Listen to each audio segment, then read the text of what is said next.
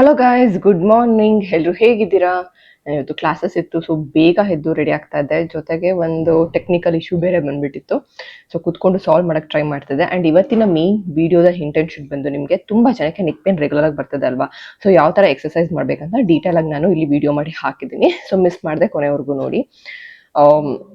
ಇವತ್ತು ಬೆಳಗ್ಗೆ ಅಂತ ಸ್ವಲ್ಪ ಎಟ್ರಿಕ್ ಆಗೇ ಇತ್ತು, ಎಲ್ಲ ಚೆಕ್ ಮಾಡ್ಕೊಂಡು ಮಾಡ್ತೆ. ಮೀನ್ ವೇಲ್ ಶ್ರೀ ಕೂಡ ಬಂದರು, ಅವರು ಕೂಡ ವೆರಿಫೈ ಮಾಡೋಕ್ಕೆ ಸ್ಟಾರ್ಟ್ ಮಾಡಿದ್ರು. ಸ್ವಲ್ಪ ಟ್ರಾನ್ಸಾಕ್ಷನ್ ಇಶ್ಯೂಸ್ ಆಗಿತ್ತು, ಅದನ್ನ ಚೆಕ್ ಮಾಡಿ ಫಿಕ್ಸ್ ಮಾಡಿದ್ವಿ ಫೈನಲ್ ಆಗಿ.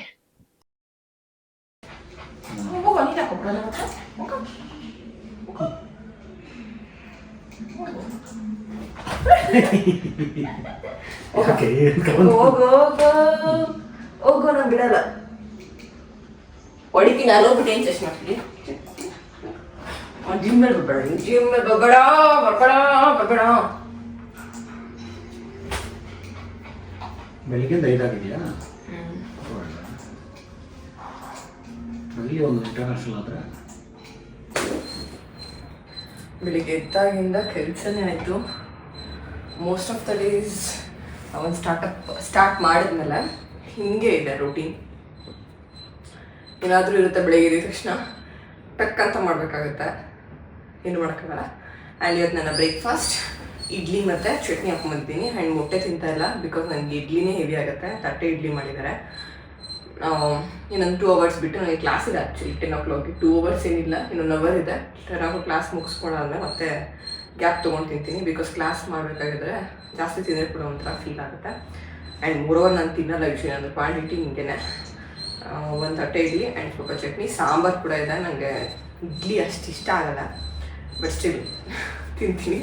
ಸೊ ಸಾಂಬಾರೆಲ್ಲ ತಿನ್ನಲ್ಲ. ಕ್ಲಾಸ್ ಮುಗೀತು, ಸೊ ಒಂದೇ ಸಲ ಜಿಮ್ ಮುಗಿಸ್ಕೊಂಡು ಹೋಗ್ಬೇಡ ಅಂತ ಬಂದಿದ್ದೀನಿ. Let start.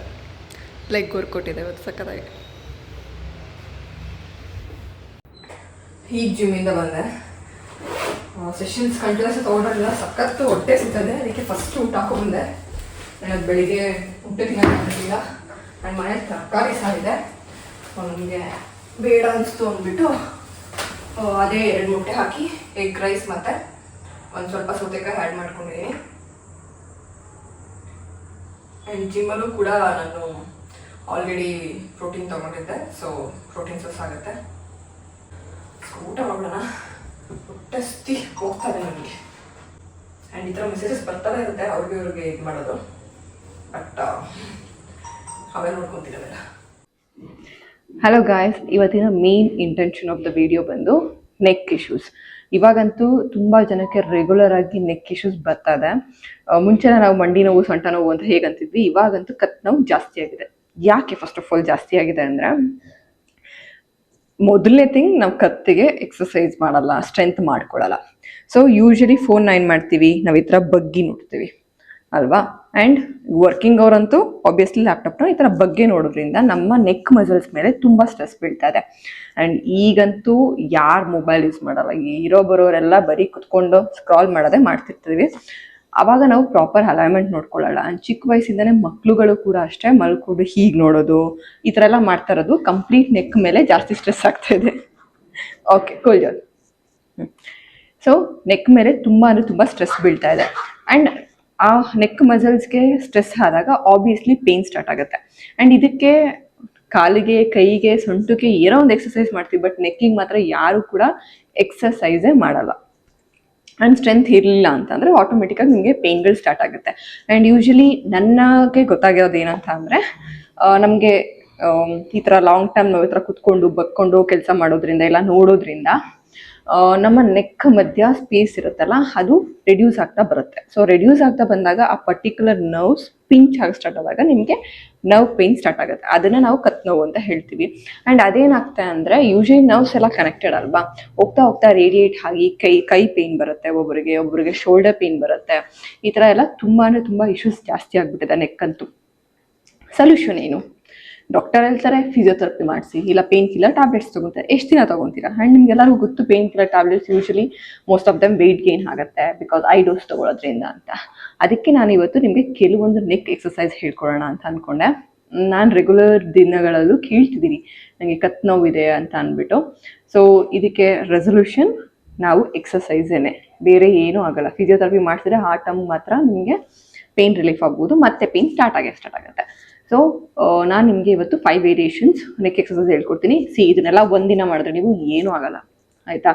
ರೆಗ್ಯುಲರ್ ಆಗಿ ಮಾಡಬೇಕು. ಡೈಲಿ ನಿಮ್ಮ ವರ್ಕೌಟು ವಾಕು ಏನು ಮಾಡ್ತಿರೋ ಅದಾದಮೇಲೆ ಬಂದು ಕುತ್ಕೊಂಡು ಡೈಲಿ ನೆಕ್ ಎಕ್ಸಸೈಸಸ್ನ ಮಾಡಿ, ಸ್ಟ್ರೆಚಸ್ ಮಾಡಿ.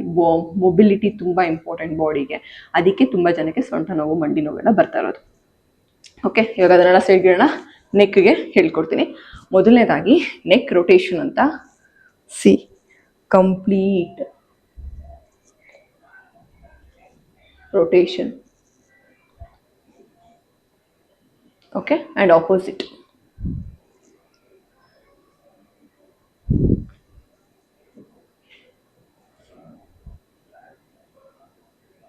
And down up. ನಿಮ್ಮ ಚಿನ್ ಕೆಳಗಡೆ ಟಚ್ ಆಗೋಷ್ಟು ಸ್ಟ್ರೆಚ್ ಮಾಡಿ.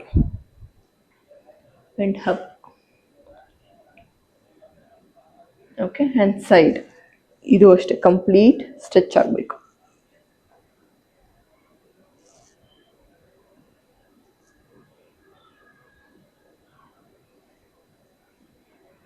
ಆ್ಯಂಡ್ ಡಯಾಗ್ನಲ್ ಪ್ರೆಸ್ ಅಂತೀವಿ, ಈ ಥರ. ಇದೂ ಅಷ್ಟೇ ರಾಂಗ್ ಮಾಡಬೇಡಿ, ನೋಡ್ಕೊಳ್ಳಿ ಪ್ರಾಪರಾಗಿ. ಯಾವುದೇ ಎಕ್ಸಸೈಸ್ ಮಾಡ್ಬೇಕಾದ್ರೆ ರಾಂಗ್ ಮಾಡಿದ್ರೆ ಅದು ಇನ್ನೂ ಜಾಸ್ತಿ ಆಗುತ್ತೆ.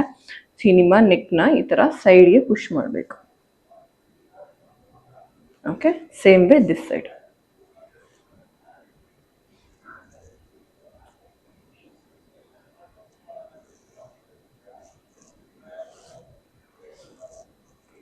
ಈ ಥರ. ಆ್ಯಂಡ್ ಲಾಸ್ಟ್ ಒನ್, ಈ ಥರ ಟೈಟಾಗಿ ಪುಷ್ ಮಾಡಿ ಇಟ್ಕೊಳ್ಳಿ. ಆ್ಯಂಡ್ ಇಲ್ಲಿಂದ ಸ್ಟ್ರೆಂತ್ ಬಿಲ್ಡ್ ಮಾಡಿ. ಯೂಶ್ವಲಿ ನಾವು ಫ್ರೀ ಬಿಟ್ಟಾಗ ಏನಾಗುತ್ತೆ, ಹಿಂಗಂದರೆ ಹಿಂಗೆ ಹೋಗುತ್ತೆ ಅಲ್ವಾ? ಸೊ ಹೋಗಬಾರ್ದು. ನಿಮ್ಮ ನೆಕ್ನ ಹೋಲ್ಡ್ ಮಾಡಬೇಕು, ಇಲ್ಲಿಂದ ಪ್ರೆಷರ್ ಬಿಲ್ಡ್ ಮಾಡ್ತಿರ್ಬೇಕು.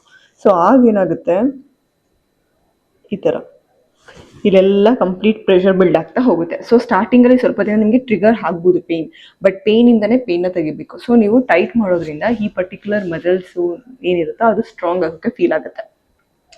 ಸೊ ಒಂದನ್ನು ತಿಳ್ಕೊಳ್ಳಿ, ಪೇಯ್ನ್ಗೆ ಪೇಯ್ನ್ ಕಿಲ್ಲರು ಇಲ್ಲ ಅಂತ ಅಂದರೆ ಇಂಜೆಕ್ಷನ್ಸ್ ಇದೇ ಅಲ್ಲ ರೆಸಲ್ಯೂಷನ್. ನೀವು ಸ್ಟ್ರೆಂತ್ ಮಾಡ್ಕೋಬೇಕು. ಸ್ಟ್ರೆಂತ್ ಮಾಡ್ಬೇಕಾದ್ರೆ ಮಸಲ್ಸ್ ಆಕ್ಟಿವೇಟ್ ಆದಾಗ ಪೇಯ್ನ್ ಬರೋದು ಸಹಜ. ಅದನ್ನು ಟೇಕ್ ಇಟ್ ಪಾಸಿಟಿವ್. ಓಕೆ, ನೀವೇನೋ ಮಾಡ್ತಿದ್ದೀರಾ ಅನ್ನೋ ಥರ ಫೀಲ್ ಮಾಡ್ಕೊಳ್ಳಿ. ನಾನು ಯಾವಾಗಲೂ ಹೇಳ್ತೀನಿ, ಮಾಡಿಕೊಂಡು ಮಾಡಿ. ಸೊ ಈ 5 ಎಕ್ಸಸೈಸ್ನ ಎಷ್ಟೆಷ್ಟು ಕೌಂಟ್ ಮಾಡಬೇಕಂತಲೂ ಕೇಳ್ಬೋದು ನೀವು. ಸ್ಟಾರ್ಟಿಂಗ್ 6ಇಂದ ಸ್ಟಾರ್ಟ್ ಮಾಡಿ. Okay, neck rotation 6 both side. ಆ ಥರ ಒಂದೊಂದು ಎಕ್ಸಸೈಸ್ನು 6 ಮಾಡಿ. ಒಂದು ಸಲ ನಿಮಗೆ 6 ಫೆಮಿಲಿಯರ್ ಆಯಿತು ಅಂತ ಅಂದರೆ ಒಂದು 4-5 ಡೇಸ್ ಮಾಡಿ ಮಾನಿಟರ್ ಮಾಡಿ. ಆ್ಯಂಡ್ ಓಕೆ ಅಂದರೆ ನೆಕ್ಸ್ಟ್ ಕೌಂಟ್ನ ಇನ್ಕ್ರೀಸ್ ಮಾಡ್ಕೊಳ್ಳಿ. 10-15ವರೆಗೂ ಮಾಡ್ಕೊಳ್ಳಿ. ಸೊ 6, 10, 12, 15 ಈ ಥರ. ಬಟ್ ಒಂದೇ ಸಲ ಮಾಡೋಕ್ಕೆ ಹೋಗ್ಬೇಡಿ. ಒಂದೇ ಸಲ ಮಾಡಿದ್ರೂ ತೊಂದರೆನೇ, ಆ್ಯಂಡ್ ಒಂದಿನ ಮಾಡಿ ಬಿಟ್ಟರೂ ಕೂಡ ರೆಸಲ್ಯೂಷನ್ ಅಲ್ಲ. ಓಕೆ, ಕನ್ಸಿಸ್ಟೆನ್ಸಿಯಾಗಿ ಮಾಡಬೇಕು. ಆ್ಯಂಡ್ ಅದು ನಿಮಗೆ ಸ್ಟ್ರೆಂತ್ ಆಗೋಕ್ಕೆ ಹೆಲ್ಪ್ ಮಾಡುತ್ತೆ.